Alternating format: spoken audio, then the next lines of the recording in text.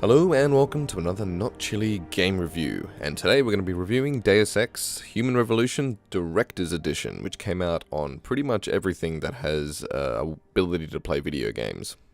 So Deus Ex Human Revolution came out in 2011 in August, and was pretty much released on every single console. This is of course the Director's Edition.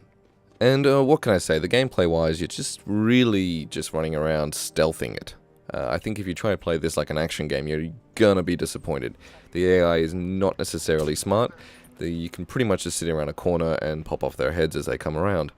Mind you, the ammo is a little bit scarce, so you can't just go crazy. So the way I play this game is in a stealth capacity, which pretty much means hiding around corners, watching people's paths and how they do them over and over again until you've got it in your memory, and then just executing it, and then making your life super easy when you select particular augmentations. So a really fun element of the game is the hacking element, which can put a lot of really interesting concepts into play, like trying to get into a computer right before you get done, or get caught, or some guard walks past, or trying to take them out in a way that the camera doesn't see, so that you can hack some kind of console, so that you can get through. I think that this element of the game is really well executed. Now, visually speaking, this game's got a really nice tone to it. Kind of reminds me a bit of Blade Runner, which is such a gorgeous kind of idea of the future. It's really dark and gloomy, I guess is the way to put it. You see all the dirt of the world, and even the color scheme seems to be of that variety. But there's something that's really perfect about that. It's not this perfect, clean environment, which we would imagine that the world to be in the future.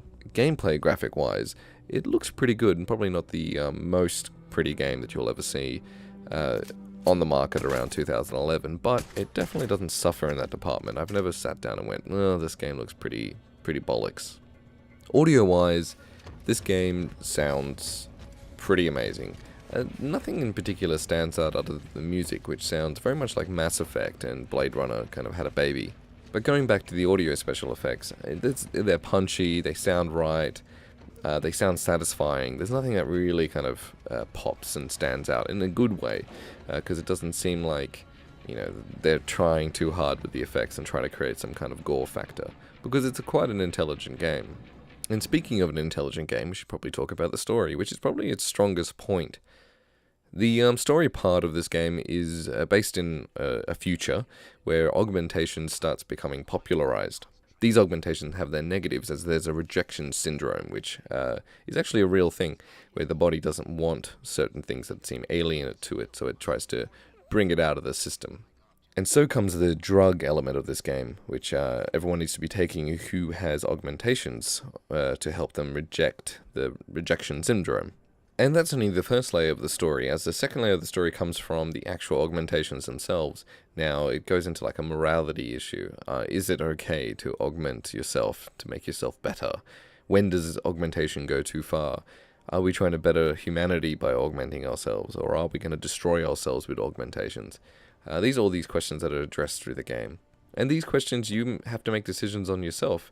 You, in fact, were forced into these augmentations, so you just gotta kind of live the life of an augmented person, just like anyone else who would have had a horrible injury and had to get some kind of augmentations. And so you get to make that choice of whether it's okay to be augmented, or whether you should go too far and, I want stronger arms, so I'm going to get myself a new arm that's even stronger. So you get to really ask those questions about yourself, and as well as all the other characters throughout the game.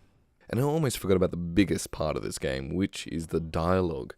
Now, what can I say about the dialogue? It's well crafted. A lot of the answers you give are stuff that you would actually want to say.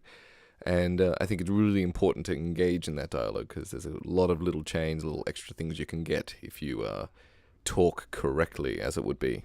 So listen into the way someone says something and try to gather how would be best to respond, especially in some of the circumstances where that response is a make or break for the end of the conversation. It can really help you down the track.